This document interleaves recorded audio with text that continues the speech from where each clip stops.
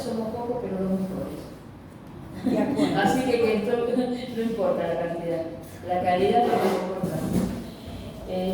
Bueno, no les voy a presentar a nadie, simplemente somos amigos desde hace mucho tiempo, coincidimos políticamente en muchos aspectos, casi todos diría yo.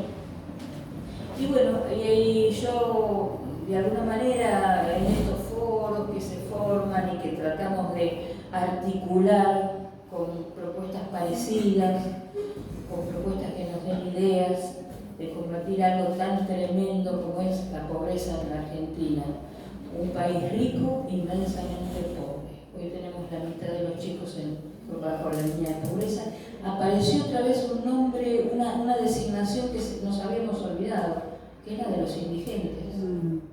Ya casi esa palabra la habíamos olvidado y otra vez recrudece y nos refresca que en este país tan rico, inmensamente saqueado, tenemos indigentes. Y que lamentablemente no vemos en la clase política ningún cambio, no vemos ni siquiera dirigentes políticos, ni sindicales, ni de ningún tipo.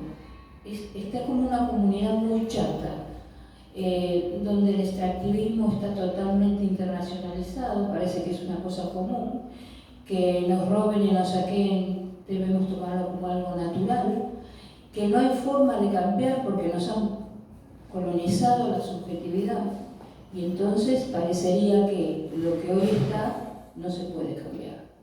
Y los que estamos acá sabemos que eso no es cierto, sabemos que son decisiones políticas duras que hay que tomar y bueno, de alguna manera hoy dijimos, a ver, ¿qué propuestas hay para terminar con la pobreza y con una pobreza que sigue estructurándose y que sigue aumentando en el tiempo y que todo nos dice que va a seguir aumentando?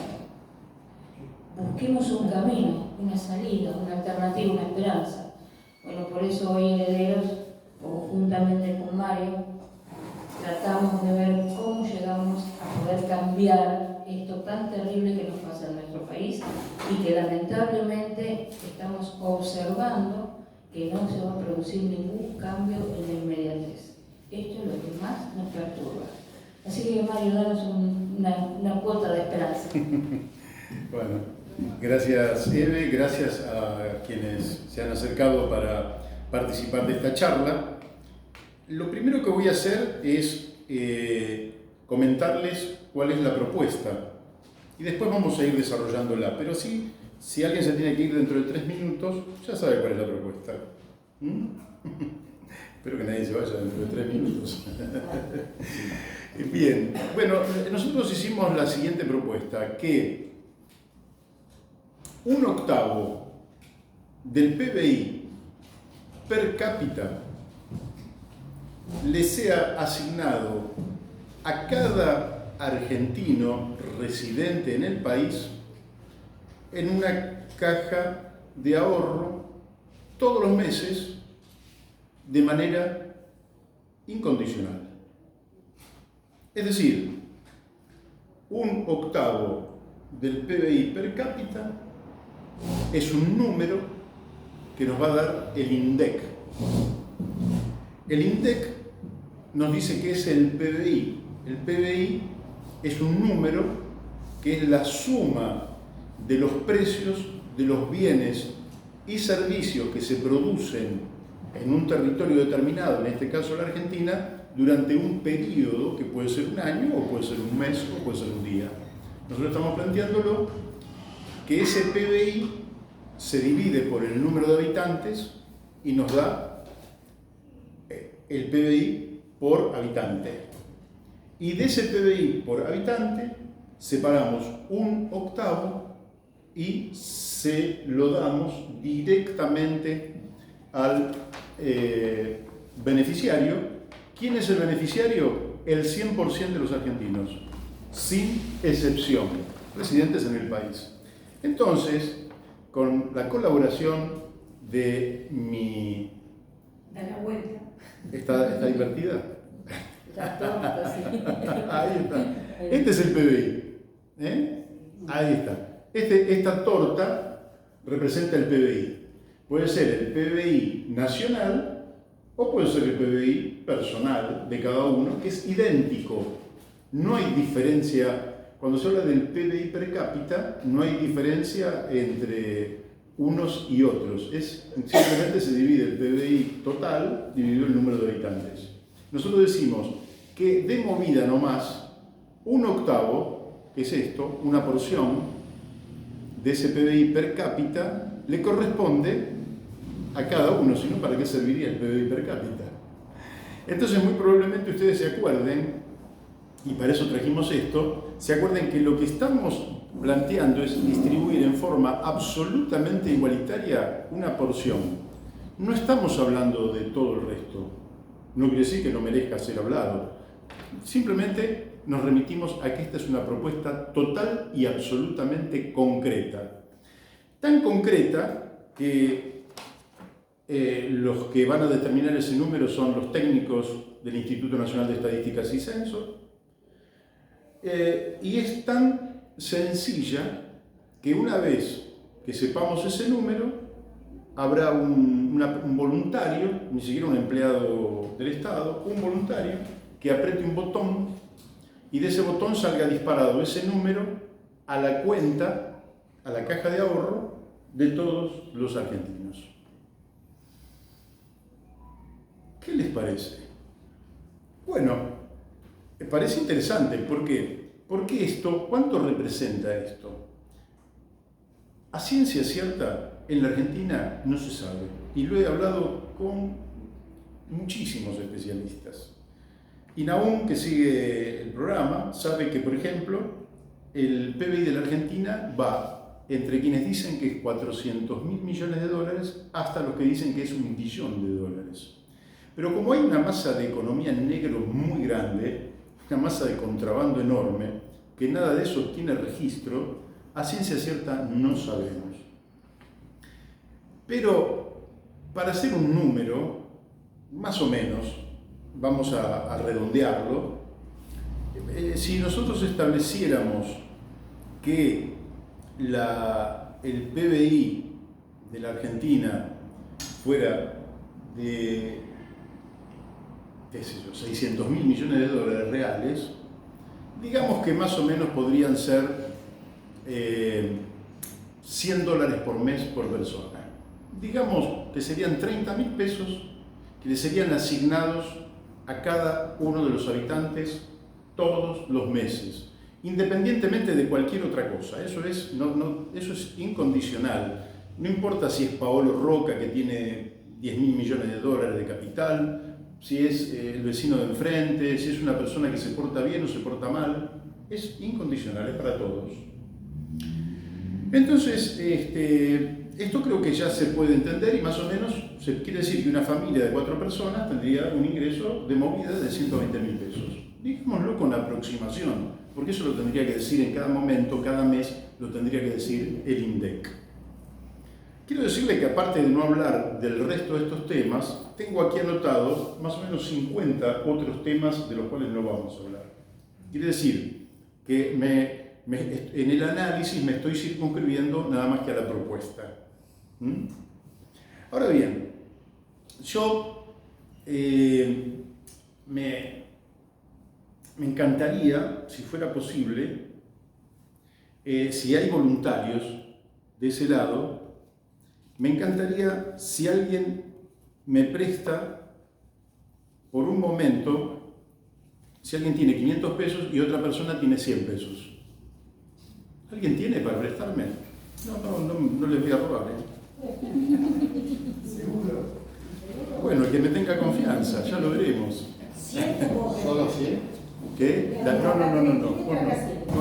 no, porque le robo a mi mujer. Bueno, bien. ¿Cuánto te falta, Mario? No, está bien, acá tengo. Ella, Analía, me dio 500 y Laura me dio 100. Ahora imaginemos por un momento, ¿cuál es el primer argumento que te dicen los economistas del régimen? No hay plata. No hay plata. No hay plata. Perfecto. En este caso yo soy el Estado, ¿sí? Y ellos son el pueblo. Entonces, yo recaudo 600 pesos. y les voy a devolver 600 pesos. ¿Cuál es el gasto? Si hemos dicho que una persona aprieta un botón y que es un voluntario, aprieta el botón y se dispara. Yo, Estado, recaudé 600 pesos y le devolví 600 pesos. ¿Cuál es el gasto? No hay gasto. Aparentemente no hay gasto. Pero la plata está entonces. Si acá está la plata. Mm. Gasto cero. Es todo mentira. La plata está. Ahora usted me dice, no, pero esos 600 pesos hay que asignarlo a otra cosa. Eso es otra cuestión. Eso es otra cuestión. Yo digo, esta porción Está. se asigna a esto. No, y es más. Me dicen, no, hay que asignarlo a otro lado. Así decime, sí, por ejemplo, no voy a dar nombres, pero un juez de la Corte gana 2,5 millones de pesos por mes. La expresidenta gana 4,5 millones de pesos por mes. Perfecto. Etcétera, etcétera. ¿Pueden esperar? Que esperen. Porque lo primero que vamos a hacer es asignar la primera partida del presupuesto, es el ingreso básico universal. De manera que es probable que no haya plata para otras cosas. Es probable que tengamos que ajustar otros gastos, ¿por qué no? Pero lo que nunca va a faltar es ese 12,5%, porque un octavo es un 12,5%, y la Argentina recauda mucho más que el 12%, lo que nunca va a faltar es este 12,5% para que tengan todos los habitantes.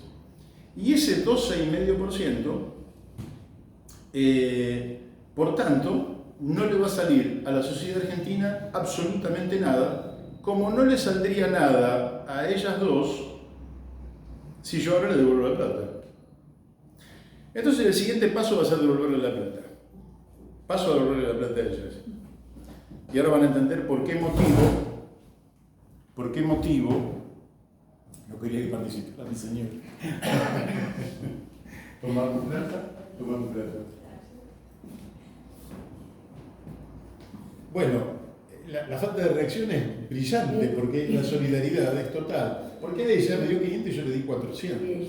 Pero yo muestro que me estás dando de más. Y a ella le di 200. Yo muestro que me estás dando de más. Dale los 100 pesos a ella. Quiero decir que cuando se devuelve esa plata, la plata entra. Y no todos aportan igual. Ella aportó 500 y ella aportó 100. En realidad debería haberle dado 300 a 300, pero era un poco grosero. Llegan a creer que me iba a la mayoría que me hubiera sido Laura. Pero sí reciben igual. De manera que los únicos que tienen derecho a quejarse son los que ponen más y sacan menos. Lo lógico entonces es lo que hacen, mandan a sus economistas a decir eso no se puede. Porque vos no querés poner. Ese es el problema que tenemos. Que la llamada, me parece una frase brillante, porque nosotros hemos perdido la burguesía nacional en gran medida, y ojalá los burgueses nacionales que tengamos hay que defenderlos a rajatabla. Pero tenemos una oligarquía parásita, que me parece el mejor término, que es la dueña del país, y es la que financia, y no es solo nativa, no digo nacional porque no lo son, aunque hayan nacido acá no son, pero no son solo nativos, sino que buena parte de esta oligarquía parásita también es extranjera. Son ellos los que se oponen, y tiene sentido, porque ellos van a poner más y van a recibir menos. Lo que no tiene sentido es que la gente común del pueblo no quiera esta medida, porque a la gente común del pueblo, yo diría, piso al 90% de la población le conviene.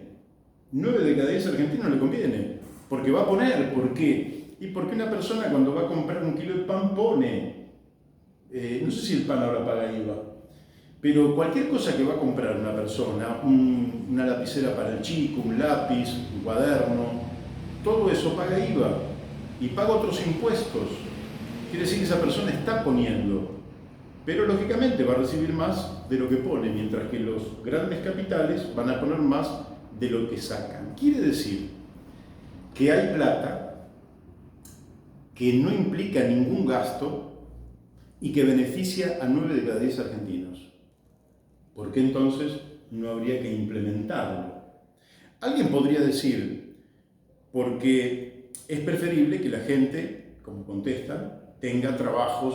Sí, nosotros queremos, está fuera de discusión que queremos trabajos dignos, altamente calificados y con excelentes remuneraciones.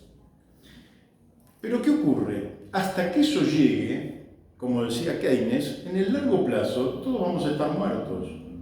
Y lo que nosotros estamos sufriendo en la República Argentina es el deterioro de vastos sectores de nuestra sociedad que no solo no están llevando adelante una vida digna, no solo eso, sino que además no están desarrollando sus potencialidades en beneficio propio de sus familias, de sus barrios, de la Argentina y de la humanidad. Es decir, lo que la Argentina está haciendo con este supuesto ahorro oligárquico de no darle al pueblo lo que merece, nos está negando de las potencialidades de vastos sectores. Y no voy a ir muy lejos. Hace apenas, antes de llegar acá, cuando nosotros cruzábamos por Sarandí la calle Independencia, 2 muchachos estaban jóvenes, estaban arrastrando un carro enorme lleno de cartones, que evidentemente esos muchachos tienen que tener potencialidad para hacer algo infinitamente más productivo que arrastrar un carro con cartones por los cuales le van a dar 2 pesos. Entonces, acá hay una cuestión profundamente moral que nosotros debemos revertir y superar la enorme cantidad de objeciones que esto tiene. Alguien puede decir que, bueno, supongamos que está bien, pero un 12,5, que sería esta porción, es una cantidad muy grande de dinero para redefinir en el cortísimo plazo, por ejemplo en el presupuesto 2023, que ya sabemos que no lo es, porque el presupuesto 2023 está supervisado y orientado por las exigencias del Fondo Monetario Internacional y por tanto está muy lejos de poner el acento en las necesidades sociales de nuestro pueblo, porque ellos trabajan para que la Argentina le pague a la usura parasitaria internacional la fraudulenta deuda externa. Entonces, porque aquí nosotros creemos que hay que negociar con el Fondo Monetario Internacional, pero antes de sentarse a negociar, cuando usted puede negociar con Dios o puede negociar con el diablo, lo que no puede ignorar es si está negociando con Dios o está negociando con el diablo. Entonces, si usted va a negociar con la piratería inmoral y corrupta del Fondo Monetario Internacional, hay que hacerlo, pero a sabiendas de que no defienden valores morales, defienden el interés del capital financiero internacional, que para eso están allí, y defienden la posibilidad de que el dólar se siga sosteniendo como moneda hegemónica en las transacciones del comercio internacional e incluso en las transacciones de carácter financiero y en la especulación internacional. Por tanto, no lo vamos a tener en este próximo presupuesto y quizás tampoco en el 2024. Pero si alguien dijera que es un salto cualitativo muy grande, yo les diría que esto, conforme los tratados internacionales que ha firmado la Argentina y que constan en el artículo 75 de la Constitución Nacional, esos tratados dicen que esto se puede hacer en forma progresiva. Quiere decir que no necesariamente de un año para el otro tenés que llegar al objetivo de toda la porción. Una de las posibilidades es decir, bueno, en el primer año metemos la mitad de la porción y ya estamos hablando de media porción, estamos hablando del 6,5%, 6,25% del PBI. No es tanto. Entonces, ¿qué ocurre? Es para el 100%, pero empezamos por los que más lo necesitan. Y cuando llegamos al 50%, evidentemente hemos erradicado la pobreza de ingresos de la Argentina. Es decir, la pobreza de ingresos en la Argentina se habrá erradicado. Alguien me puede decir, no, una familia con 120.000 pesos no alcanza a superar la línea de pobreza. Sí, pero lo que puede ganar por sobre esos 120.000 pesos sí le va a permitir, y uno podría decir, ya está, hemos llegado a una Argentina que ha superado la línea de pobreza. Y después, en los futuros presupuestos, seguiremos incorporando al resto de los sectores, porque evidentemente hay sectores que pueden esperar mucho tiempo. Pero nuestros niños no pueden esperar un día. Y yo no sé en cuánto está la asignación universal por hijo en este momento, pero debe ser menos de 10.000 pesos. Por ahí andaba. Está en menos de 10.000 pesos. Es una vergüenza, porque eso, ¿quién va a pensar que se puede mantener a un hijo con menos de 10.000 pesos? Es una vergüenza total. Quiere decir que todo lo que he dicho hasta aquí, porque eso sería así, sería absoluta y totalmente factible. Es totalmente realizable. ¿Es la única propuesta? No, en absoluto. Hay muchas propuestas y acá tenemos la suerte de contar con la presencia de Nahom, que él tiene también propuestas y puede haber muchas. Yo vengo insistiendo en esta porque la hemos planteado hace prácticamente 20 años y lógicamente que vamos a abandonarla el día que haya una propuesta superadora. Esta u otra propuesta que se implemente. Mientras tanto vamos a seguir insistiendo porque sobre esto hemos hecho materiales, hemos hecho propaganda, hemos hecho un libro, hemos hecho un montón de cosas y seguimos trabajando. Me interesaría también, entonces creo que el planteo está clarito, es decir, ya podríamos terminar la charla y decir, bueno, listo, se entendió, vamos a tener todos los meses una propuesta concreta, no le cuesta nada al Estado, es simplemente un movimiento de fondos de aquellos a los cuales les sobra el dinero para aquellos a los cuales le falta el dinero, para erradicar la pobreza. Y es muy interesante porque esto plantea un ingreso básico. Es también interesante decir que es básico, es decir, no es un ingreso, no lo podríamos llamar ingreso de dignidad, porque quizás tendríamos que estar pensando para una familia tipo en un valor mucho mayor. Pero sí es un ingreso básico. Y es interesante que se resista a un ingreso básico, pero se naturalice, es decir, ¿qué planteamos con esto? Hay un piso de dignidad material por debajo del cual ningún argentino ya va a estar. Todos van a estar por arriba de ese piso de dignidad, ahí es un piso de dignidad. Nadie va, y te cuestionan eso. Te cuestionan eso, porque te cuestionan la plata, te cuestionan que la gente se va a transformar en vagos, etcétera, etcétera. Vamos a ir un poquito sobre esa materia. Ahora, fíjense que los mismos tipos que cuestionan esto, no cuestionan que no haya techo para el ingreso de las personas. Porque uno podría decir, ¿con cuánto dinero vive una familia? Bueno, una familia se la rebusca bien con 400.000 pesos, pero no seamos tacaños. Pongamos 4 millones de pesos. ¿Con 4 millones vive bien? Excelentemente bien. 4 millones por mes, mamita, ¿no?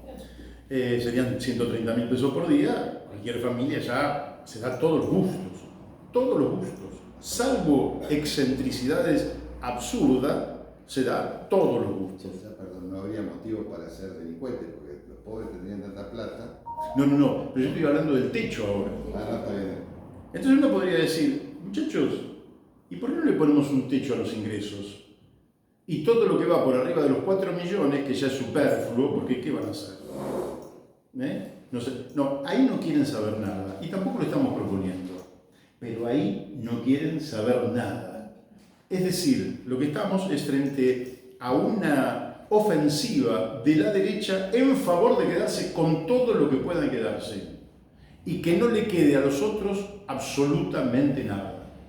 Es decir, los empujamos al margen, a la exclusión, a lo inservible, a lo menospreciable, a lo desechable, lo transformamos en escoria humana.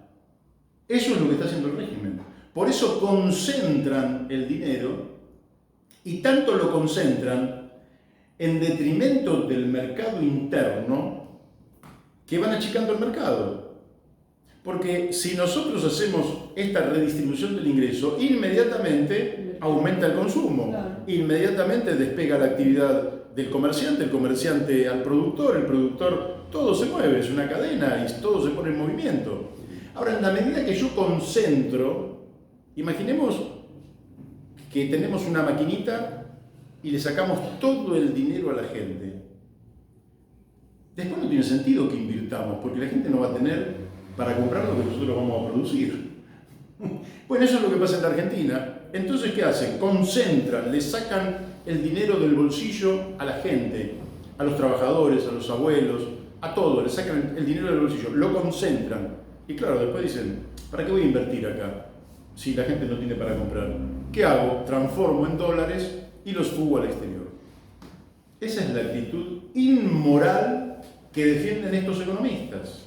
Y esto es lo que está pasando. Esto no es cuento. Son más de 400.000 millones de dólares de argentinos que están por fuera del circuito y que se fugan al exterior o se fugan. Hay varias formas de fuga, pero lo cierto es que desaparecen de la Argentina y es fruto del trabajo argentino o de la naturaleza argentina. Esto es muy importante tenerlo en cuenta. Pero muy importante tenerlo en cuenta. De manera que esto es, para mi gusto, uno de los fundamentos de la democracia. Es decir, no el único, pero el primer fundamento. Es decir, porque algunos dicen, no, hay que tratar, miren, traje 50 temas, que son todos importantes, pero no hay ninguno más importante que resolver el problema del hambre del chico que no va a tener que comer hoy, no dentro de 5 años, 10 años, porque hay proyectos que lo podemos hacer y pensar a 5, 10, 20 años. ¿Y el del jubilado? Y el del jubilado, que no tiene, el jubilado yo no sé, ya no sé ni cómo viven los jubilados, viviendo una vida absolutamente miserable, porque con 40.000 pesos, no se hace absolutamente nada. Lo que pagan en farmacia. Lo que pagan en farmacia es un horror. Sí. Así que este es el fundamento que, por otra parte, entonces, en defensa del mercado interno, rehabilitaría la producción, rehabilitaría el comercio, rehabilitaría la actividad, la inversión, que es absoluta y totalmente indispensable. De manera que les voy a decir varias cosas más. Miren, acá traje más o menos, esto lo hace, cómo se distribuye la riqueza en la Argentina, ¿no? Y esto, les digo, es medio truchex, pero da una relación que en el 5% más alto se queda la inmensa mayoría de la riqueza nacional. Y en el 1 por 1000 o en el 1 por 10.000 más rico, cuando hablamos de 1 por 10.000, estamos hablando de las 4.500 familias más ricas de la Argentina. Bueno, ahí se queda la mayor parte de la riqueza nacional, que es fugada, que es malversada y que no le sirve absolutamente de nada al país. Entonces, estamos frente a un desafío que es convencer a la gente. Por eso es importante decir lo que en general nos tratan de rebatir. No hay plata, sí hay plata. ¿Es gasto público? No es gasto público. Va a hacer que la gente no trabaje.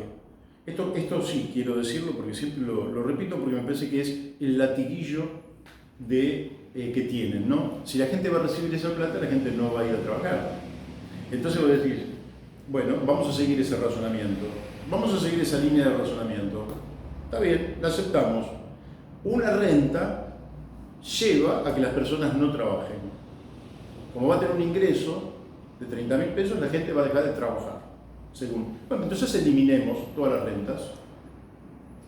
Bueno, eliminemos las rentas de los alquileres, eliminemos las rentas... No, eso no me lo toca. Pero no me decís que las rentas son la fuente del vicio. No, son la fuente del vicio de los demás. Yo no. yo tengo la renta y yo sí trabajo. ¿Y por qué vos pensás que vos sí trabajás y el otro no va a trabajar? ¿Por qué pensás que una familia quizás al principio se sienta con cierta holgura con 120.000 pesos porque está viviendo en la miseria más horrenda, pero que rápidamente va a correr el deseo de esa familia para mejorar la calidad de las zapatillas de los chicos, para mejorar el hábitat en el que viven, pintar la casa, hacer un arreglo, hacer una pieza, y eso los va a impulsar necesariamente a buscar trabajo e incrementar esos ingresos? Eso es una gran falacia de gente de muy mala leche que pone en el otro lo que no pone sobre sí mismo. Entonces vos tenés una oligarquía parásita que vive de la renta del suelo. Los dueños, los propietarios de la tierra le alquilan su tierra a los productores y no laburan y obtienen millones de dólares. Ah, no, pero esas rentas son válidas. Lo que es inválido es una renta de 30.000 pesos. Hay que contestar estas cosas porque son unos miserables e inmorales. Ahora nos dicen, pero ustedes solo hablan de los derechos. Sí, hasta aquí hablamos de los derechos. Pero ahora vamos a hablar también de una vieja frase de la primera internacional socialista. Estamos hablando de la década de 1860, hace ya 160 años atrás, donde decía: no hay derechos sin deberes, ni deberes sin derechos. Las dos cosas son ciertas. No puede haber derechos si no cumplimos con nuestros deberes, eso está claro. Así que hay que cumplir con nuestros deberes. Y el primer deber es a trabajar. Pero tampoco hay deberes si la sociedad no cumple, o el Estado cumple con nuestros derechos. No me pueden obligar en estas condiciones en las que vive la Argentina. Esta frase me parece interesante porque me ha dado lugar a una formulación que había que hacerla lógicamente mejor, pero que tiene que ver con la posibilidad de plantearnos en dos líneas, que no sé si llegan a ver, pero yo planteé esta línea, que está horizontal, como una línea de derechos. Desde el día en que nacés, digamos hasta los 80 años, por decir, 100 años, lo que fuera. Nuestros derechos se mantienen, digamos, constantes. No es cierto, pero digamos constantes, porque cuando alguien nace, ya nace con derechos. Derecho a la alimentación, derecho a la vestimenta, derecho a un hogar, derecho a un montón de elementos, ya nace con derechos. Pero a ningún bebé se le exige que tenga deberes para con la comunidad porque es un bebé, ¿no? Y los niños virtualmente empiezan a tener deberes cuando se los obliga a ir a la escuela, en fin, esas cosas.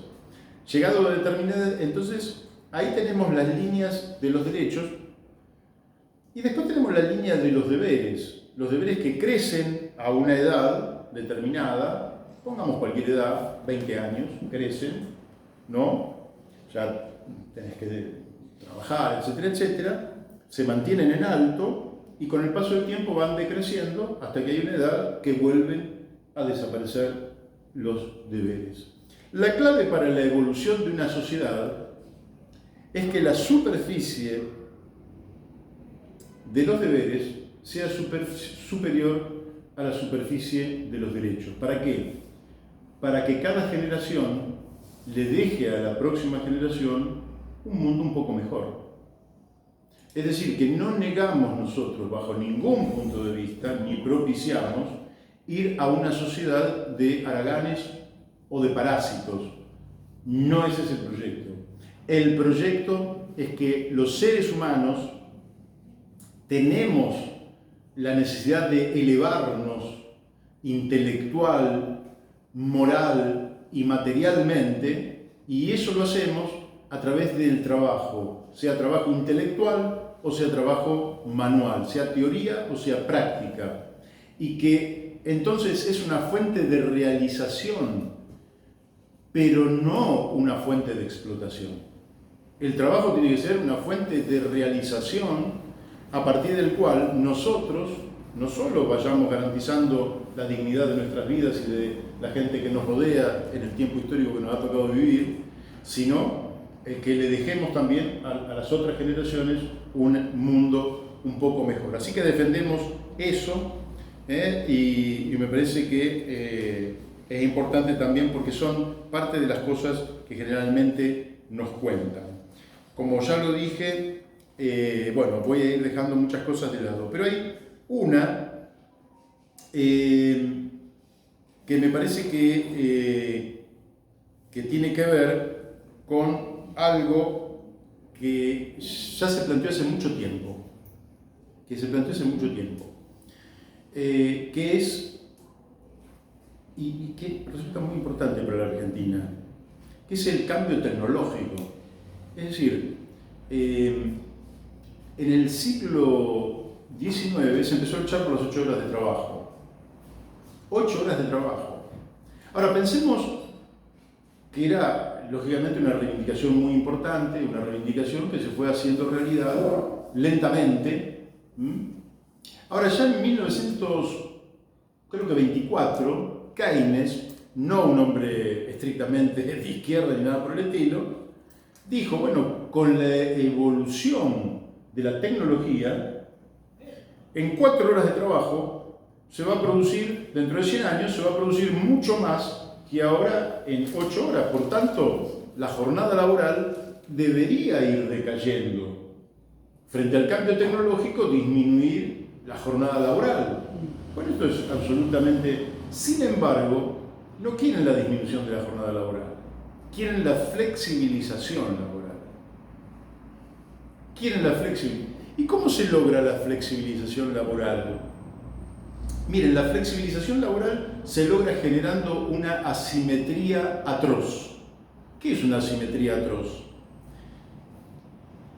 El que va a contratar al trabajador, dueño de los recursos, sienta enfrente a un hombre sin trabajo que tiene que alimentar a su familia porque se está muriendo de hambre. Entonces le impone todas las condiciones que quiere, porque esa persona está desesperada porque hay una asimetría absoluta de poder. La flexibilización laboral en la Argentina ya se produjo con los millones de personas que están desocupadas o subocupadas. Ya se produjo la flexibilización. Quieren más flexibilización. Quieren llevarnos a la esclavitud. Queremos esclavos. Lo dijo José Luis Espert hace pocos días. Dijo, no, vos tenés que tener la libertad de contratar a una persona y echarlo cuando quieras.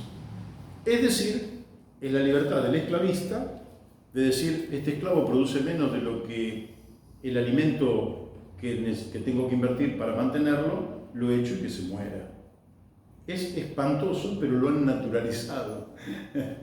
Entonces, un ingreso básico universal genera otras condiciones. Genera condiciones a partir de las cuales el trabajador puede subsistir sin trabajar. No es lo que queremos, pero puede decirle al tipo, en esas condiciones yo no trabajo. Y entonces va a obligar, vamos a llamarle burguesía, va a obligar a la burguesía, si necesita al empleado, a generar mejores condiciones de retribución, mejores condiciones de trabajo, un horario conveniente para el trabajador. Va a tener que seducir al trabajador y va a tener que esmerarse y va a tener que organizar su fuente de producción de manera tal que efectivamente eleve la productividad. Por tanto, esto va a ayudar a elevar la productividad al tiempo que le va a permitir a mucha gente, como estos dos chicos que les decía que estaban arrastrando un carro enorme con cartones por los cuales le pagan 2 pesos, decir, no, el Estado me da un curso de capacitación, son 2 años, pero yo dentro de 2 años voy a tener 20 años, porque ahora tengo 18. Así que vivo como puedo, porque con mis papás, etcétera, etcétera, y dedico esos 2 años a capacitarme, y ya a los 20 años busco un empleo que me guste a mí. Y si hay algo que se sabe, es que uno rinde infinitamente más en el trabajo que a uno le gusta que en el trabajo que uno lleva a disgusto. Los trabajos que se hacen a disgusto son un tormento. Son un tormento. Una vez me peleé con mi viejo y me fui, era adolescente, y me fui a trabajar a otro lado. Yo trabajaba en una ferretería, se imaginan cómo trabajaba, era adolescente. Era un macabro, digamos, ¿no? Me peleé con mi viejo y me fui. Y me pusieron 8 horas frente a una fresadora. 2 días estuve. Es un tormento, con luz artificial las 8 horas, con una máquina delante de uno. Es un tormento. Yo digo, me muero de hambre, pero yo no me paso mi vida en estas condiciones, ¿verdad? Es un tormento. Todos rendimos mejor en aquello que nos gusta, que nos sentimos atraídos. Quiere decir que esto va a repercutir en el mercado interno, en el desarrollo tecnológico, en la calificación del trabajo, porque alguien con más edad, dice: yo voy a tomar 2 años de capacitación también, o 6 meses de capacitación, porque lo puedo hacer. Y entonces va a significar yo diría, una elevación general de las condiciones de existencia. Pero por otra parte, como hay una cosa que es real, que todos van a tener interés en que la torta sea más grande, porque entonces la porción es más grande. Si la torta es más grande, la porción es más grande. Todos van a tener, nadie va a dejar de tener interés en que la torta sea mayor. Quiere decir que vamos a poner a la sociedad en una dirección determinada, que es una dirección virtuosa. Sobre el plano ambiental, yo creo que también va a traer consecuencias muy importantes, porque en general la situación de miseria a la que nos han llevado es la que dicen: bueno, tenemos que destruir la montaña para dejarle 2 monedas, porque esta gente se está muriendo de hambre. Entonces los gobernadores, que reciben sus 2 monedas por otro lado, dicen: y sí, no tenemos otra fuente de ingresos y tenemos que volar la montaña. Y sabemos positivamente que están dejando el 1,5% de lo que ellos dicen que se llevan, por tanto no dejan absolutamente nada. Estamos viviendo un saqueo monumental, y porque hay que darle un platito de comida a la gente. Yo creo que todo esto va a fortalecer al campo del pueblo. Creo en el fondo de que lo que estamos hablando es de poder. Históricamente el poder se construía a través de la religión, a través de la violencia. Cuando yo era joven estaba muy difundida aquella frase que se le atribuía a Mao, pero que yo supongo que debía ser muy anterior a Mao, que el poder surgía del cañón de los fusiles, ¿no? Es decir, la violencia, ahí surgía. Pero hace tiempo que, bueno, es discutible, sigue teniendo un papel protagónico, pero si hay algo que no hay ningún tipo de dudas, es que una fuente de poder es el manejo del dinero. Se puede ver en el plano de una familia, donde si el hombre trae el dinero a la casa, el poder pasa al hombre, porque él es el que trae el dinero a la casa. Y se desvaloriza profundamente el trabajo de la mujer, que se siente subordinada porque es el hombre el que trae el dinero a la casa. Felizmente eso está cambiando y en gran medida, pero esto es importante. Entonces, en el mundo macro, ese es en el mundo micro, pero en el mundo macro pasa lo mismo. ¿Quiénes tienen el poder? Los que manejan el dinero. ¿Y quiénes tienen el dinero? La oligarquía financiera internacional, con sus raíces nativas. Luis Rey, en mi programa, dijo que las operaciones internacionales de especulación financiera, cambiarias, monetarias, etc., respecto de los intercambios comerciales es de 400 a 1. Es decir, se mueve 400 veces más cantidad de dinero en la especulación, en el parasitismo. ¿Y eso qué es? Eso es un problema de poder. El que maneja el dinero tiene el poder. Por eso concentran, por una cuestión. ¿Esto qué hace? Esto es volver a darle al ciudadano una pequeña cuota de poder, una pequeña cuota de libertad, con la cual reequilibramos la sociedad. Entonces, Alfonsín podría decir hoy que con la democracia se come, porque estaría absolutamente garantizado que con la democracia se come, porque esto es lo que estaría produciendo. Con la democracia se estaría comiendo en la Argentina. Y no solo se estaría comiendo, estaríamos desarrollando el país y estaríamos generando una Argentina infinitamente mejor de la que tenemos. Bueno, para cerrar, porque son tantos los temas, yo creo que estamos en una lucha monumental, desigual, como pocas veces vivimos en la Argentina, con un enorme nivel de confusión en amplias franjas de la población. Creo que el proceso de la dictadura militar se había establecido como un proceso que daba la lucha en el terreno militar, en el terreno económico, en el terreno social y en el terreno ideológico.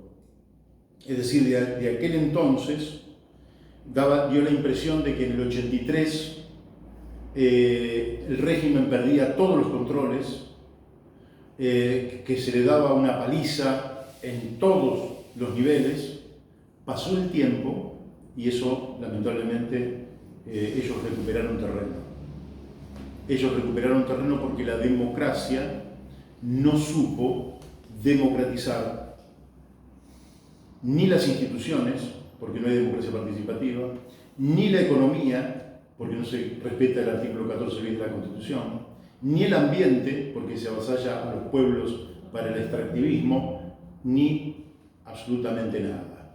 Estamos en una lucha, creo que esa lucha la tenemos que dar viendo por dónde fisuramos al régimen, y creo que el ingreso básico universal es uno de los posibles temas a partir de los cuales logremos que empiece a transitar el poder de las cúpulas oligárquicas al pueblo. Creo que si queremos una democracia participativa en serio, no puede existir este nivel de concentración de la riqueza y este deterioro fenomenal que vivimos en la sociedad argentina. Creo que si queremos una democracia participativa le tenemos que dar a cada uno las posibilidades materiales para que ello ocurra, más las necesarias herramientas culturales, educativas y de otro tipo que permitan que nosotros entonces sí podamos decir que vamos a ser una nación que va a hacer honor a lo que dice nuestro himno nacional: libertad, libertad, libertad, ved en el trono a la noble igualdad. Si nosotros no elevamos los niveles, ya ni diría de igualdad, de equidad, marchamos a una sociedad invivible. Y creo entonces, para finalizar, que si el campo del pueblo en algún momento retomara el poder en serio en la Argentina y tuviera que tener un listado de 100 medidas programáticas, la medida número 1 que tiene que establecer desde el primer día es el ingreso básico universal, incondicional para absolutamente todos los argentinos, y entonces sí poder empezar a vivir una democracia en serio. Corto acá y...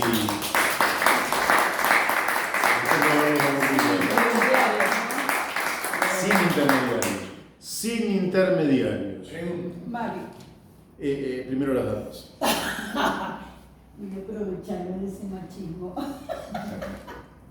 Mario, es un acto de cortesía, nada más. Gracias. Mario, te quería preguntar sobre el tema de la renta básica. No hay duda, y comparto con vos el hecho de que debe ser la primera prioridad. Sin embargo, me llama poderosamente la atención que no se ha difundido en la Argentina los casos donde se ha implementado la renta básica y qué trajo esa implementación en distintas sociedades. Eso no se ha difundido, pero más que eso me llama la atención que cuando hablo con sindicalistas son los primeros en oponerse a la renta básica. Entonces la pregunta sería, ¿estos sindicalistas también tienen miedo de perder poder porque entonces no van a mantener cautivos a sus sindicalizados cuando la renta básica llegue al bolsillo de estos sindicalizados y puedan escoger si apoyan o no tal medida del líder sindical o de los líderes sindicales? Yo creo que ellos no entienden lo que es el ingreso básico, renta básica o salario universal. En última instancia, ahí viste que se dice de distintas maneras. Yo creo que no lo terminan por entender, no lo comprenden. Creo que están, desde el punto de vista intelectual, están atascados en el pasado. Y desde el punto de vista de sus intereses particulares, evidentemente están atornillados. Ustedes vieron lo que son nuestros sindicalistas, atornillados. No hay rotación, no hay cambio, no hay debates, no hay nada. Y todo lo que altere su statu quo los pone nerviosos. Y creo que piensan probablemente que personas más libres, porque lo que estamos produciendo nosotros creemos que la libertad es la fuente del progreso, del desarrollo, del bienestar. Si nosotros creamos personas más libres, siempre pensemos que la necesidad mata la libertad. Acá no hay libertad. Personas que tienen sus necesidades básicas insatisfechas no son personas libres. No son la necesidad extrema, y yo creo que ellos temen a una sociedad de personas libres. Pero creo que también se puede con ellos conversar y buscar una alianza con ellos. Yo creo que hay que buscar una alianza con la clase trabajadora para la implementación de esto. Creo que ellos tienen que comprender que fortalece al sector trabajo, que es en beneficio de toda la sociedad y que solo va a afectar a una minoría. Yo creo que de 4.500 familias hiperricas que no van a ver deteriorado su nivel de vida, esos ultramillonarios no van a ver deteriorado su nivel de vida porque estamos hablando de riquezas excesivas, ¿verdad? De manera que hay que entablar un diálogo y tratar de sumarlos a esto. A mí me encantaría un día ir a la CGT y hablar con ellos y tratar. Ellos lo primero que dicen es, estamos en contra de los planes. ¿Por qué? Porque bueno, piensan en el trabajo formal, en blanco y asociado al sindicato. Sí, pero lo que verificamos en la práctica es que eso no está ocurriendo. Y lo que estamos verificando además es que la revolución tecnológica está destruyendo empleos y que los próximos empleos van a ser más calificados desde el punto de vista intelectual, de manera que nosotros vamos a tener que invertir mucho más en educación, en instrucción. Entonces, me parece que justamente atascados en el tiempo, la respuesta no puede ser la que da mi amigo Daniel Arroyo, de que la gente vaya con pico y pala para que tengamos pleno empleo. Bueno, sí, nos vamos a la edad de piedra para que todo el mundo tenga... Eso me parece un absurdo pobre, lo dice de buena fe, pero me parece un ridículo total, porque nosotros tenemos que empezar a mirar el siglo XXII, no el siglo VIII a.C. Eso ya pasó, no va. Nosotros tenemos que tratar de modernizar, lógicamente en beneficio de los seres humanos y del ambiente. Cuando nosotros planteamos el progreso, lo planteamos como fuente de vida y de defensa y protección del ambiente, de restauración del ambiente. Eso está fuera de discusión. El progreso tal cual se entendió o se entiende a costa de las personas y de la naturaleza, eso lo rechazamos absolutamente, porque eso es, lógicamente, meterse en un callejón sin salida, nos lleva a la muerte. Pero lo que nosotros planteamos es un progreso de otro tipo, para el cual necesitamos un pueblo altamente preparado, culto, educado, capacitado, con un buen vivir, con un buen estándar de vida, con sus derechos para el tiempo histórico en el que estamos viviendo, y pensando lógicamente además en evolucionar, ¿no?, en términos de justamente, vaya a saber si reducir la jornada laboral o la semana laboral, etcétera, etcétera, etcétera. Creo que hay que pensar en términos de futuro y no en términos de pasado. ¿Qué diferencia o dónde se puede notar una diferencia que se la pueda palpar fácilmente entre lo que sería el ingreso básico universal y un plan? Para mi gusto y por la experiencia que yo tengo y por todo lo que he recorrido en torno a esto, que ya todos saben, yo caminé el país en torno a este tema y fui viendo cómo son los planes focalizados. Vamos a hablar de un plan focalizado. Hay un terremoto en Mendoza, se destruyen viñedos, se destruyen casas, hay una crisis. Perfecto, toda la sociedad concurre y se les da un plan de ayuda transitoria para que restauren su vida porque han sufrido un terremoto o cualquier otra cosa que eso, ahí se justifica un plan transitorio. O un plan transitorio podría ser porque una obra pública afecta a una industria, un comercio o lo que fuera. Suponete, qué sé yo, vamos a hacer una autopista por Rivadavia y todos los comercios de Rivadavia entonces durante 8 meses no van a poder vender y bueno, entonces hacemos, ¿qué serían? Eso, hay millones de casos que podrían ser transitorios y focalizados a los comerciantes de la calle Rivadavia, en el tramo donde esté pasando la obra. Habría muchos casos. En los 90 empezó todo esto como una política del Banco Mundial y por eso muchos compañeros confunden y dicen que esto es una política del Banco Mundial. Si esto fuera una política del Banco Mundial ya estaría implementado y no estaríamos discutiendo esto, sino que estaríamos discutiendo otras cosas.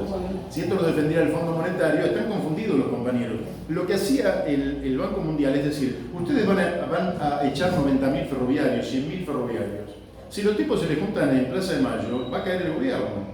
Entonces le metemos un plan, bueno, puede ser digamos una jubilación anticipada, puede ser un buen beneficio a la hora de irse, puede ser, en fin, son planes para atenuar el impacto de una reconversión negativa que vive la sociedad.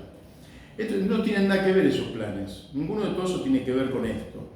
Y los planes que se fueron implementando en la idea de que iban a ser transitorios, es decir, que iban a durar un tiempito hasta que la gente volviera a tener un trabajo, en fin, como siempre digo, de calidad bien remunerado. Pero eso no se fue dando. ¿Y qué ocurrió? Ocurrió que cuando vos llegaste a necesitar un plan por pobre y te dan el plan por pobre, no tenés tantas chances de salir fácilmente de la pobreza porque es difícil que a un pobre le ofrezcan un empleo de 400.000 pesos por mes. Es muy difícil. Los empleos que se les ofrecen, que le ofrecen a la gente pobre, incluso gente capaz, no es un problema de capacidad, pero si un tipo viene de una calle de tierra, de un asentamiento, de la Ferrere, ni miro pienso a este tipo el día que llueva, no puede salir, por ahí es increíblemente capaz, pero ya lo tengo, lo dejo a un lado. Entonces es muy difícil que tengan ofertas de empleos, y los empleos que logran se empiezan a parecer mucho a los niveles de subsistencia, y la subsistencia la logran con estos planes focalizados. Entonces los planes focalizados lo que han hecho es que la gente quede estanca dentro del plan, sin esa búsqueda de aumentar sus ingresos, porque por ahí toman un ingreso y pierden el plan.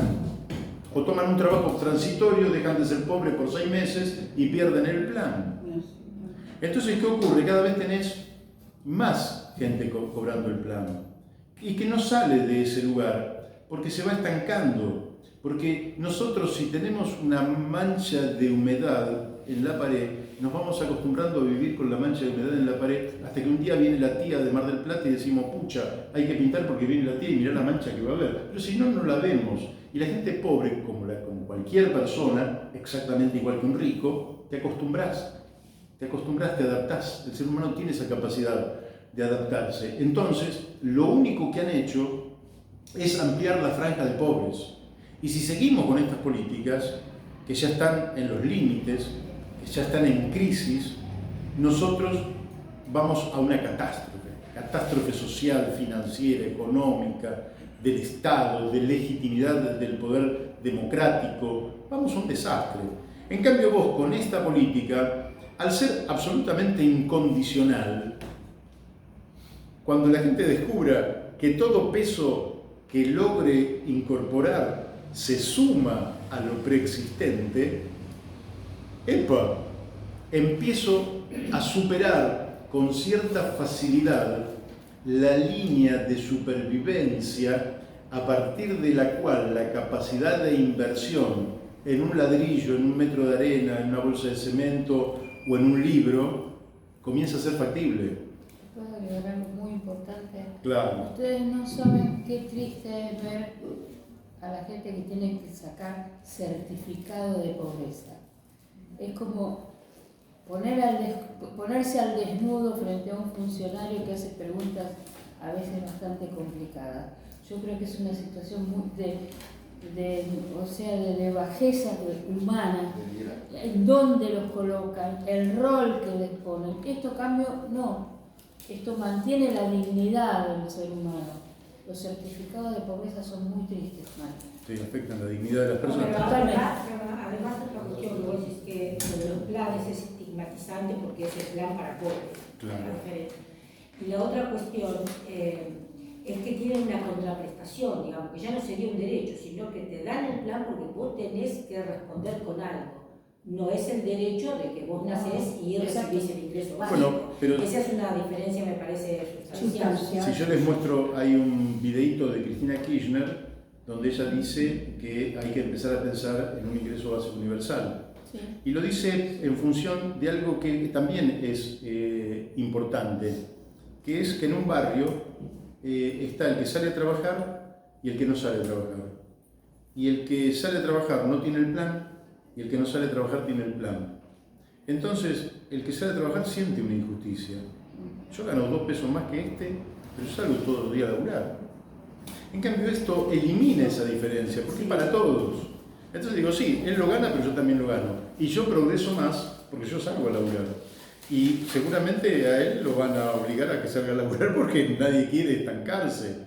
Pero además, fíjense que también se produce, cuando saqué el libro, la semana pasada me llamaron del mismo programa que me habían llamado en aquel entonces y ellos me discutían cómo le íbamos a dar a la gente, me preguntan a Macri también, como diciendo, vos estás totalmente demente. Sí, a Macri también. ¿Por qué? Porque cuando un niño va a la escuela, un niño es igual a otro niño. Y mi padre cobra el ingreso básico universal igual que el tuyo. Entonces, no me pueden estigmatizar por pobre, porque a mí es una desvalorización si mi papá cobra porque es pobre y el tuyo no cobra porque el tuyo es rico. Es una desvalorización, es aberrante. Entonces, es para todos. Y es, desde mi punto de vista, no desde los 18 años, es desde el momento en que nace, junto con el documento nacional de identidad, que no sé por qué número andará, 50 millones, no sé por qué número andará, 50 millones, perfecto, ya está depositado. Ahora, digo más, 2 cositas más. Fíjense lo interesante que es cuando hay una división del trabajo y una persona se queda en la casa y el otro sale a buscar los ingresos, ¿no? Yo cuento que, porque lo viví, mi abuela laburaba mucho más que mi abuelo. Mi abuela tuvo 9 hijos, cocinaba las 4 comidas para los 9 hijos, además de algunos de los hijos de sus hijos, es decir, de sus nietos. Laburaba pobre, era una esclava mi abuela, pero el jefe de familia era mi abuelo, que salía a trabajar, sus 8 horas, volvía y era el rey de la casa. Es decir, la desvalorización que había por el trabajo de la mujer Estoy hablando de otra época. Trabajo de cuidados. Pero el trabajo de ella no valía nada, el único trabajo que valía era aquel. Una cosa, esto replantea. Ahora pensemos en otro caso, una familia con 2 chicos y se separan los padres. Los chicos son una carga. Es lo que ocurre, por eso tantos juicios y demás. Ahora, en general hay beneficio para las madres, ¿no? Ahora, quien se queda con los chicos va a administrar también el ingreso básico universal de los chicos. Es decir, que no, sí, después podrán venir los juicios por alimento, por lo que fuera, pero si una familia de 4 personas, 3 van para un lado y 1 va para el otro lado, y estamos hablando de los supuestos 30.000 pesos, que es un supuesto, bueno, estos 3 no se quedan inmediatamente desamparados porque se quedan ya de movida con un ingreso de 90.000 pesos por mes, con los cuales no digo que les alcance ni mucho menos, pero no es lo mismo que quedar a cargo de los chicos sin un peso, ¿verdad? Y sin posibilidad de trabajo, porque hay que cuidar a los chicos, las posibilidades de empleo se reducen. Esto habla de un salto cualitativo para la vida de las personas. Esto es un salto magnífico para las personas. Yo creo, Mario, que muchas de las causas por las cuales no se ha difundido la idea de la renta básica, ingreso básico, o como lo queramos llamar a esta cuota mensual para cada ciudadano, es porque se han elaborado mitos. Mira, el mito de la vagancia. Esos negros de M cobran un plan. Yo vivo sobre corriente, veo a yo los llamo los pobres caballos de 2 patas, porque tiran carros que pesan cientos de kilos y reciben un plan, pero del plan no se vive. La vagancia no existe. Lo ves trabajando a las 6 de la tarde, a las 6 de la mañana, a las 2 de la tarde. Esa vagancia es un mito para no repartir la riqueza. Los otros mitos, hay que dar trabajo. ¿De qué trabajo me estás hablando si apenas han podido aprender a leer y a escribir? ¿Quién le va a dar trabajo en una era de tecnología donde cada máquina es una computadora? Pero crear trabajo detiene a la clase media. La clase media es la primera opuesta a una renta básica universal. Y así se han ido construyendo mitos para que la riqueza no sea repartida. Pero nunca cuestionar la riqueza, nunca cuestionar el contrabando, la subfacturación, eso no se cuestiona, porque de ahí se valen toda la publicidad que va por los medios de difusión masiva, donde eso no existe, pero sí existe el desempleo, el hambre, la miseria, y son culpables los pobres porque no quieren salir de pobres. Así es, todo el mundo quiere salir de pobre, claramente. No existe eso de que no se quiera salir de pobre. Quería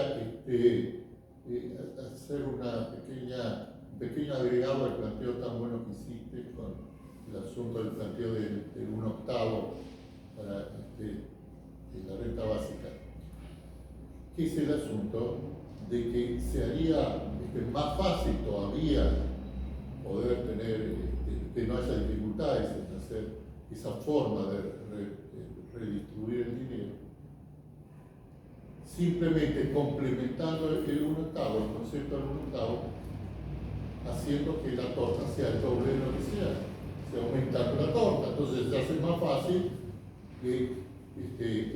esa redistribución. Y eso es sumamente sencillo, lo único que hay que hacer, que eso se puede hacer en pocos meses. En pocos meses en la Argentina se puede cobrar a los evasores fiscales que han denunciado 60 senadores y diputados en un texto que ellos firmaron. Denunciaron que existen 420.000 millones de dólares en bienes de argentinos fuera del país evadiendo los impuestos, que están en negro, que no pagan los impuestos, que lo único que hay que hacer es cobrarlos. Y para cobrarles estipularon un sistema, desde el punto de vista técnico, que se les puede cobrar en 6 meses, no tienen cómo evitar no pagar. Eso es una cosa. Eso agrandaría la torta de una forma muy importante. Ellos dicen que en pocos meses se puede cobrar 70.000 millones de dólares. En mi cálculo es bastante más, pero esa cantidad igual es enorme, 70.000 millones de dólares que recupere el Estado en pocos meses. Aparte hay que calcular los bienes no declarados dentro del país, que es otro montón, que a eso no se refirieron estos legisladores. Después tenemos las denuncias que han hecho también muchísimos legisladores y otras personalidades del contrabando que se realiza, sobre todo por el río Paraná, donde Alcira Argumedo y otros han estimado que por año puede ser que el Estado pierda de 40.000 a 100.000 millones de dólares, declaraciones de ellos públicas. Entonces, con ese dinero entraría al Estado y que se puede hacer rápidamente, solo hay que pesar los camiones, nada más. Los camiones que van a cargar a los barcos hay que pesarlos y nada más. Entonces, con esos dineros, esa tota inmediatamente aumenta y no hay ningún problema para hacer la distribución sobre esas tortas agrandadas de 1/8 para la renta básica o ingreso ciudadano complementario, que es lo mismo. Ahora, ¿qué dice desde el punto de vista técnico, económico? No hay problema porque cierran todos los números. Así es. Ahora, entonces hay que prestar un poco la atención a qué construcción política hay que realizar para que esto sea factible. Tenemos que entrar en el campo político. Ya vimos que no hay problema económico, eso está resuelto. Muy bien. Ahora, acá se ha hablado, vos te has referido, personas que no les gusta, que no les interesa, que se oponen, etc. Entonces, ¿qué fuerza se puede hacer? ¿Qué alianza se puede hacer en la sociedad entre los que sí les conviene? Entonces también la solución es muy sencilla y factible. La mayoría de todas, no la mayoría, todas las empresas que hay en Argentina, que su futuro y su presente dependen del mercado interno, se les puede explicar que les conviene la renta básica universal. Que agrandar la capacidad de consumo hace que ellos aumenten sus ganancias económicas. Y en la medida en que se achica el mercado de consumo, todas las empresas que dependen del consumo interno pierden plata. Entonces, la clase media que tiene sus problemas, que se está empobreciendo, la clase baja que cada vez está peor, haciendo esta alianza con la clase empresaria que vive el consumo interno, solamente hay que explicarles por qué ellos ganarían, cosa que no se dieron cuenta, pero es fácil de explicarles. Hay 14 beneficios económicos que tendrían los empresarios con la renta básica en el caso específico de Argentina. Entonces, de esa forma, se soluciona el problema, porque si el dinero se puede obtener teniendo el contrabando, de la gente que evade los impuestos, y todas las empresas argentinas se le puede explicar que se benefician económicamente, entonces ¿quién se va a oponer? No hay motivo para que se opongan, para que esa gente, una persona que cobra 4 millones de pesos, que lo siga cobrando. Igual va a haber para hacer esa redistribución. Otra cosa, gente corrupta, y dice, bueno, yo vivo la corrupción y no quiero entonces que esto me afecte mis entradas por corrupción, que siga siendo corrupto, porque la renta básica protege al pueblo de la corrupción. No termina con la corrupción, pero lo protege, porque la corrupción, en la medida en que en un país crece la corrupción, se empobrece el pueblo, porque justamente le chupa el dinero del pueblo. Pero la renta básica, garantizándole un nivel de vida indispensable, digna, entonces ya está protegido. Que los corruptos pueden hasta seguir robando en un país y no se van a ver afectados ellos, por lo tanto, en ese quehacer, y el pueblo está protegido. Entonces, si de esa forma se puede hacer una construcción política, aclarando estas cosas, que permita que obtenga apoyos de todos lados la implementación de un ingreso ciudadano complementario, que es la renta básica universal. La renta básica universal es un ingreso ciudadano complementario para que cada uno complemente los ingresos que ya tiene. Ahora, acá se dijo, hay líderes sindicales que pueden verse afectados en sus intereses si el pueblo tiene la renta básica, pueden pensar que pierden parte de su liderazgo, están equivocados, aumenta su liderazgo. ¿Por qué? Porque la patronal ya no tiene el argumento de asustar en caso de conflicto, los voy a despedir si no aceptan mis condiciones, voy a cerrar la empresa si no aceptan mis condiciones. Si la gente va a tener su renta básica, eso aumenta la capacidad de negociación de los dirigentes sindicales para enfrentar ese tipo de situación. Entonces también ellos se verían fortalecidos y seguirían con su rol. Nosotros, los que viven de los planes sociales, dicen, no, la renta básica no me conviene, porque yo hice un boliche con los planes sociales, libero por ahí, se terminarían los planes sociales, pierdo mi negocio. Están equivocados. La gente que recibe los beneficiarios de los planes sociales dice, no me conviene que se ponga una renta básica, porque pierdo mi plan social, me van a dar una renta básica, y si mañana me quitan la renta básica, me quedo sin el pan y sin la torta. Están equivocados. ¿Por qué están equivocados? Porque perfectamente, yo lo demuestro en números económicos, se puede dar este ingreso ciudadano complementario, incluso complementario a que sigan cobrando sus planes sociales lo que lo están cobrando. Que sigan los líderes de esos movimientos sociales y que sigan los beneficiarios cobrando, y es un ingreso complementario a ellos, a los jubilados, no es el concepto de jubilación, sino complementando la jubilación que están recibiendo, jubilados subvencionados. Quiere decir que explicando bien esto, todos los sectores apoyarían la renta básica. Entonces ahí tenemos la construcción política. Tenemos ya solucionado la parte económica, como serán los números, y tenemos la construcción política. Bien, bueno, sí, yo diría que tenemos la construcción política ¿Por porque qué es tan difícil Porque esta esto no cuestión se ha dicho, política? porque esto no se ha dicho. Porque- Esto que recién dije es No nuevo. sé. Esto recién está salido del horno. Recién acabo de publicar un libro en el cual explico en detalle. Esto no se ha dicho. Nosotros mismos, los que estamos en la renta básica, no hemos sabido explicar esta forma de solucionar el problema económico y de solucionar en el mundo. Cuando se habla de la renta básica, se dice le vamos a sacar el 20% que más gana dinero para pagar la renta básica. Entonces en Europa los ricos se oponen, ese 20% no se pudo por eso implementar la renta básica en Europa, donde está tan desarrollado el concepto. Y la construcción de esa política que hemos dicho es una cosa que en la Argentina se da de esta forma, como recién expresado, se puede construir de esta forma. Entonces hemos tomado muchos modelos de la forma de las ideas de la renta básica de los europeos, que desarrollaron mucho este tipo de trabajo, y no hemos hecho la necesaria adaptación a la realidad política económica argentina. Haciéndola encontramos estas soluciones fácilmente. Así es. Esto, bueno, ya para cerrar, diría que está muy bien lo que decís, Nahum. Este es un problema de naturaleza político, es decir, hay que resolverlo políticamente y hay que tratar de que diversos sectores vayan perdiendo los prejuicios, los mitos, las mentiras, las descalificaciones sobre esta materia y entiendan que esto es en beneficio de todos.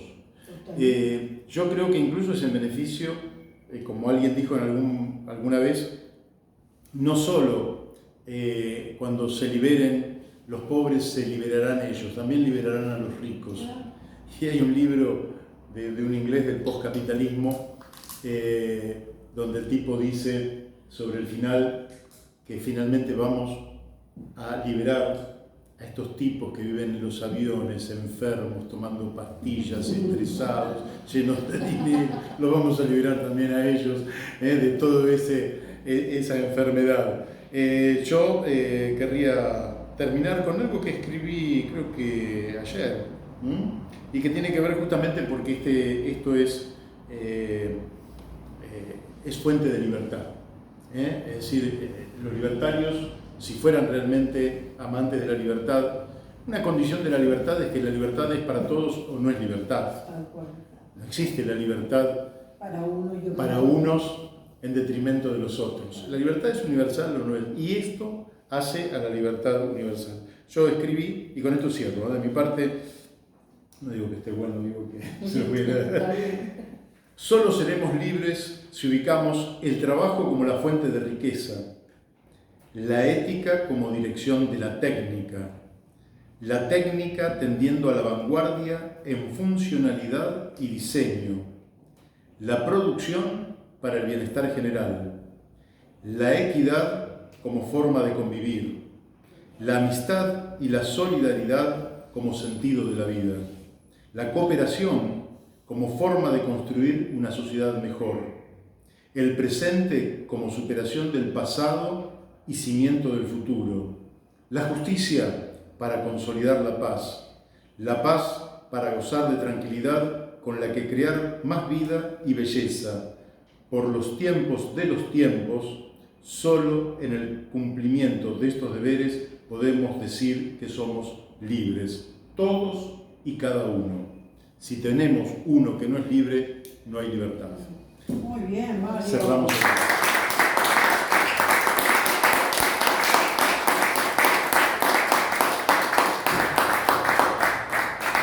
Tiene un gran desafío, tiene que explicar esto en los distintos niveles y hay que explicarlo, todo el lenguaje adecuado. Todo tiene que Porque salir lo a que él dice, explicar. todo Es lo una que gran está- militancia. ¿Por qué? Es una gran militancia. Es una gran militancia. Para mí fue una alegría encontrarme con que Nahum estaba trabajando en esto. Estábamos trabajando sin conocernos Sí. y estamos trabajando en líneas paralelas y ojalá esto si este gobierno que se está cayendo a pedazos y que algunas encuestas lo dan terceros, entendiera que a partir de esto, pero de darse una política en serio, no una demagogia berreta de oportunismo transitorio, sino como la implementación de un derecho que consta en la Constitución Nacional y que eleva las condiciones de existencia del 100% de los argentinos, lo entendiera, lo estudiara y lo empezara a implementar, el gobierno, por la base social que lo ha sostenido este gobierno, tendría una chance enorme de revertir la decadencia política en la que se encuentra. Pero en la medida en que la agenda se la marquen los organismos financieros internacionales y que hoy, como si fuera un gran logro, Massa dijo que hemos llegado a un acuerdo con el Club de París, deudas que están todas cuestionadas en su legitimidad. Algunas de estas con el Club de París provienen de armas que se le vendieron a la dictadura militar y deudas sobre las cuales los intereses fueron generando esta bola de nieve. Si no cambiamos esa cabeza, y va a ser muy difícil cambiar las condiciones de existencia de nuestro pueblo, pero es una militancia. Gracias. Y que gane Lula. Y que gane Lula. Vamos Lula todavía. No tengo ninguna duda. Necesitamos que gane Lula. Hay un gran desafío. Pero lo importante es que tenemos las promesas.